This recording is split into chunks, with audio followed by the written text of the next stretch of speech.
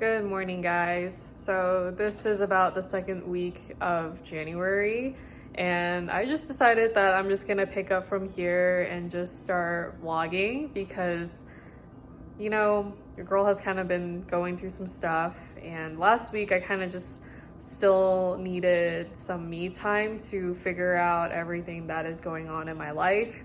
So this week, and I feel like for the rest of January, I feel pretty good to just, vlog my experience and show you guys what I do on a daily basis. So if you have a stuffed animal that you sleep with a lot, I know I do, at least, especially around times like this when you're going through some hard times, I should say. Don't mind this chair behind me. But she's my favorite little mochi buns. I actually washed her because it's long overdue, and you can't tell right now, but she is definitely just came out of the washer. I just put it for 15 minutes and for cold water under delicates and for the spin to like not be as aggressive. And I did put her in this I guess you could say this mesh bag since it has a zipper. It did protect her pretty well. And I kind of like kept an eye out on her because like I didn't want the spin to be too aggressive and too rough on her because I really love this stuffed animal. So I just thought I would share. So, as I mentioned, I'm just pretty much laying her down to dry pretty much on this chair. Not directly in the sun, but this is still a good area since there's a big window and the sun is out. So I'm just letting her like lay flat out and dry. I don't know how long I'm gonna keep her there for, but I think I'm gonna keep her here probably all day until she's good to go, if anything. So that's pretty much it. And if you're wondering where I got her, she's from Miniso. She is called a Sakura sheep. So if you wanted to get one, that's where she's from. So I thought I would do a little update for you guys on kind of like the journals and books that I have been reading so far. I am currently on All Your Perfects by Colleen Hoover. I literally have like 3 chapters left before I finish this book, and so far this book has been, it made me cry, let's just say that. It grabbed my heart so much, just very real, very heartbreaking too, and it is a love story too, so if you are into heartbreaking love stories, she's a really good one. And especially like going through a breakup and reading this, it's just been honestly grabbing me on all my feels. And then the next one that I've been more so reading about, just starting to, is the Shadow Work Journal. I got this one from a friend for a Christmas gift, and so far it's been very insightful. It's mainly just lots of quotes and lots of information about psychology. So if you're into that, this is a good one with just healing your soul or just doing some inner shadow work. I am a huge fan of that. I always believe in working on yourself, whether it be physically or mentally. I think it's always a good thing to be improving or just working on yourself regardless. And then another of my favorites for journaling is Written in the Stars. So I got this one actually by random at Nordstrom's Rack. I was just literally looking through Christmas presents, and then this randomly came across me when I was looking at all the planners and journals. So when you look inside of it, this is basically what it looks like. This might be a little bit of TMI, but I thought I would share, I guess just a little bit of what I've kind of been doing tonight. So I don't think I've mentioned this just yet, but this will be coming soon too. So I thought, why not announce it now, and kind of give you guys a little heads up kind of thing. But I am actually on a journey of getting off birth control, and I'll talk more about it. I will definitely make a video, like a whole series of this. But tonight I thought I would just share a little, like, I guess a little insight of what's happening, because like I've been reading this book called Beyond the Pill by Dr. Brighton, and honestly really highly recommend it. This is not sponsored, by the way. She just talks a lot about birth control, getting off of it, what it does to your body, what nutrients that you need, and just supplements or even a diet. All the good resources are in that book. So if you are thinking of, you know, potentially getting off, or, you know, just have thoughts of what it would be like to get off, I highly recommend that book. But anyways, I have been reading this book since the end of September of 2023, and I remember the first time. There is a hormone quiz in this book too.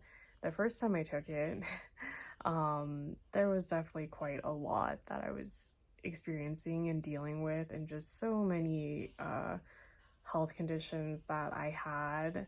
And 5 months now after being free of hormones and birth control, I shouldn't say hormones, but after being free from all the birth control stuff, I took the quiz again, and I'm actually really happy with the results that I got, because a lot of the symptoms I had 5 months ago are honestly not as existent as for today, if I can talk. Which honestly makes me really happy, because it just makes me feel like, you know, this has been a whole journey of changing my diet and adding in exercise, being more mindful of what I, you know, eat and drink, as well as even taking a whole bunch of different supplements and vitamins too. It's definitely my first time doing something like that. So like I said, I'll definitely make a whole series of everything that I've been going through regarding this topic. Good morning, guys. So today is January 19th. It is a Friday, and don't mind me for looking all crusty, or like I literally just woke up. But I haven't really vlogged much today because, or even in general this week, I feel like, because I've been on my period and it has not been fun. It's just been kind of driving me up the wall a little bit. So I'm currently in line for In-N-Out, and I thought I would just kind of do a little mini update. I recently actually got into a car accident. I got rear-ended, so it wasn't fun. Oh, and also the In-N-Out guy is actually coming, so hold that thought for a moment.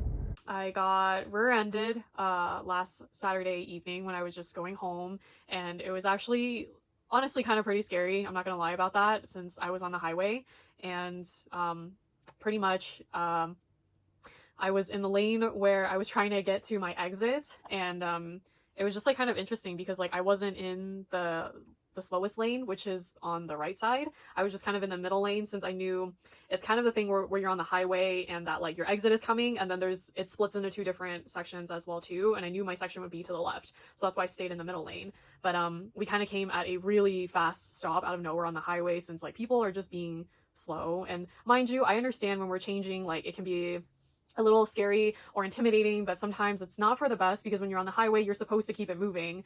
But pretty much we came at a pretty quick stop. I had to brake pretty fast because I saw the sudden stop, and then of course when I looked back behind me, it's like I felt like my life was like pretty much going to flash before my eyes. And I knew like this car was coming in pretty freaking hot behind me, and in that moment there was nothing more that I could do besides just embrace for impact. And that's exactly what I did. Like I just held on to my steering wheel, kept my foot on the brake, and literally got smashed into from behind.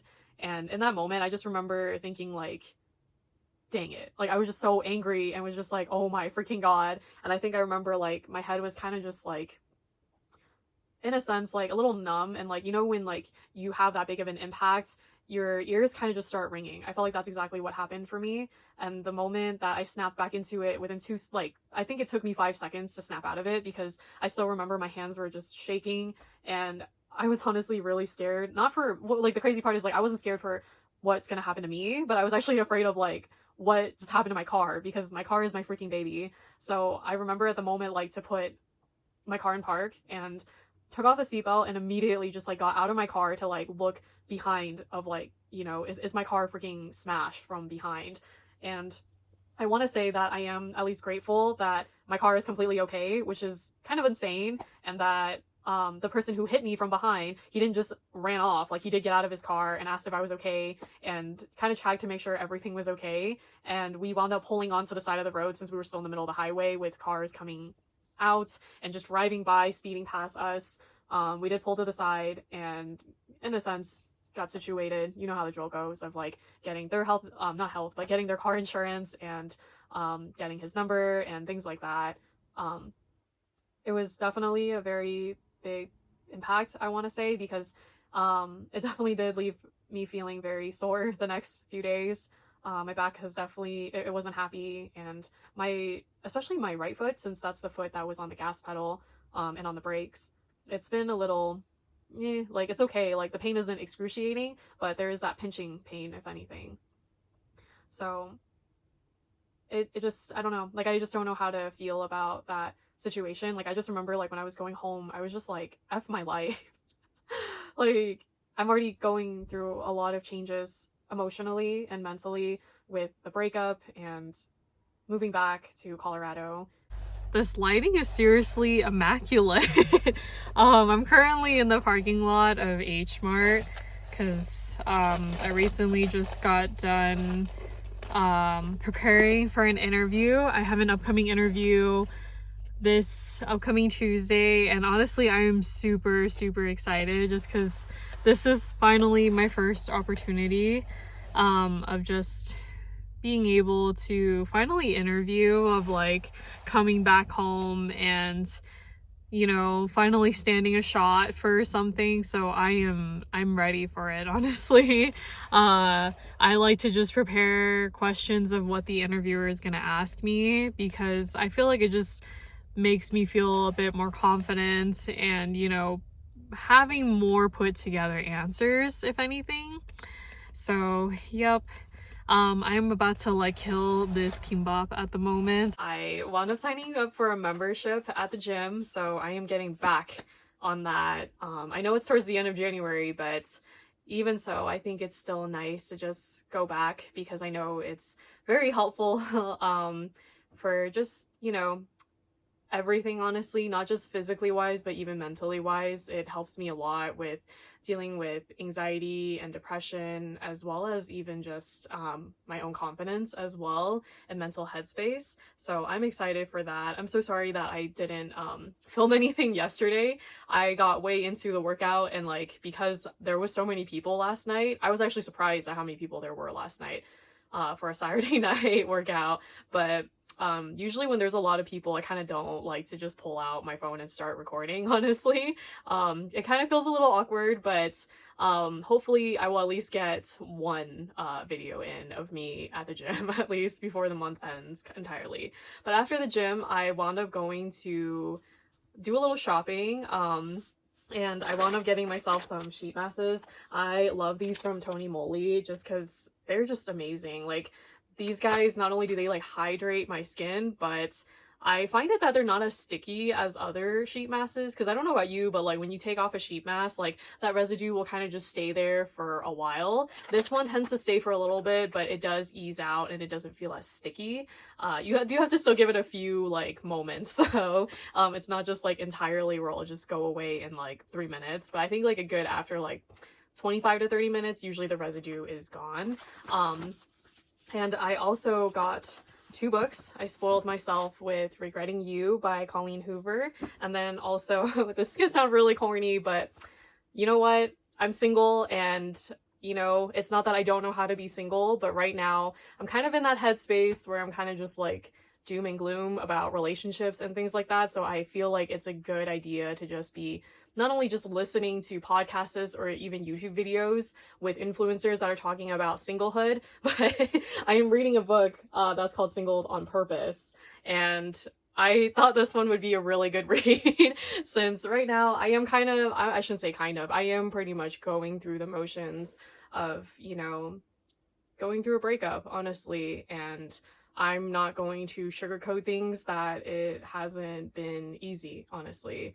I think I have moments of when I do really great and I do really well. I'm motivated. I feel energized to, go do things or just get things done or to take on things that I want to do. But I definitely have very, very low moments of just honestly where I am crying and I'm not okay. And just one simple memory can make me go into tears and just go into that really negative energy headspace. So I feel like it's gonna be a good read. I got myself some pink roses and I'm just gonna put them in I don't have a vase, so I'm just gonna put them in this cup.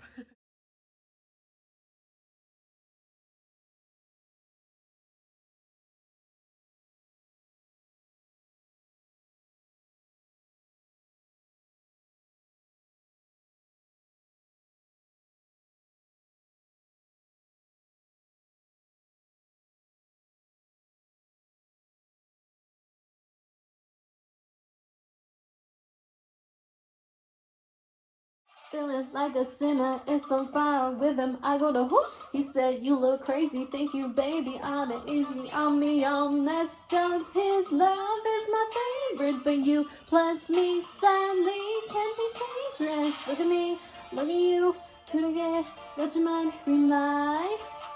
So what, so what?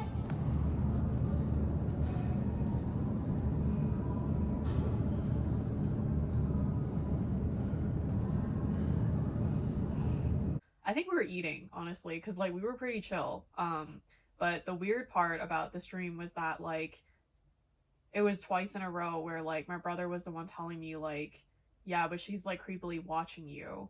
And I was like, every time I turn around, basically there was like a face of an Asian woman, I would say. And it's almost like she's like almost bald and has like a really round face, but she's like staring at me very, very intensely. And I don't want to say like she's scary looking. And it was just a little creepy because she's not even blinking while she's staring at me.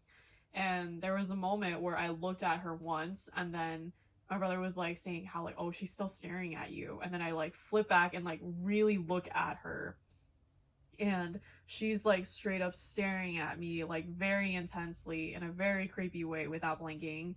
And I like basically me and my brother witness her like basically spin her whole head around while her body is still like straightforward. It's almost as if like she's like a doll or something like that. And honestly, that really creeped me out after that because I definitely woke up after that and I was just like, oh my god, what the heck just happened?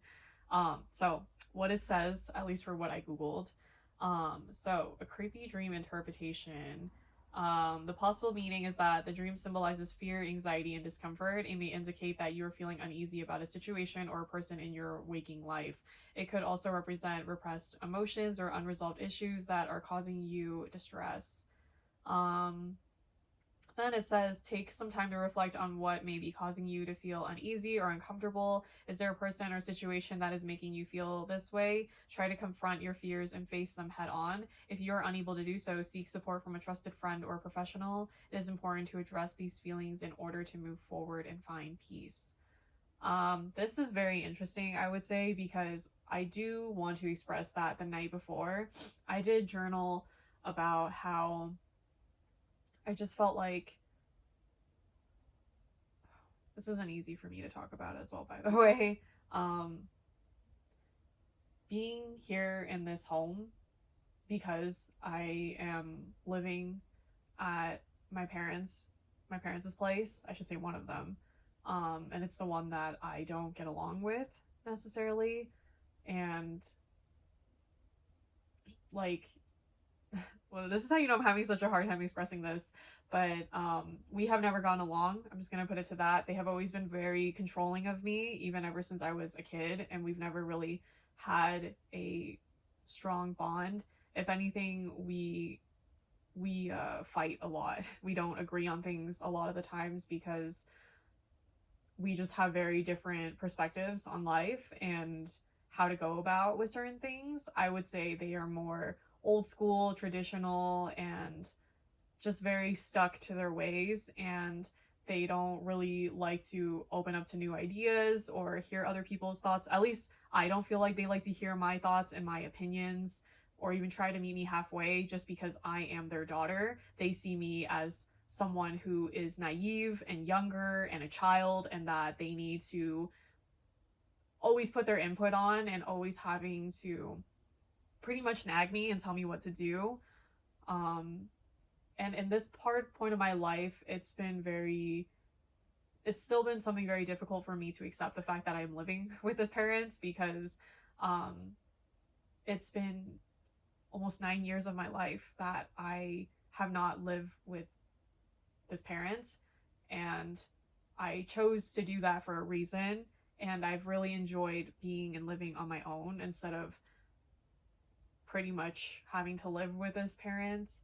And for future references, my parents are divorced, so I don't really want to pinpoint which one it is, but specifically with his parents, they're the only ones who lives here in the US. So with the situation and the breakup that I was going through, I had talked to my brother and other family members and my friends, my close friends as well, to, you know, what the best decision was, and this was the only thing that I could go towards, because there wasn't anything else of an option that I could go to.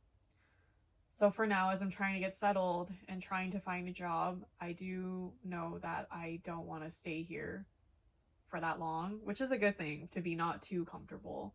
But back to my thought, I just feel like the past few days, especially when this parent is here in the house during their day off, I just feel so watched, like I'm some type of exotic animal.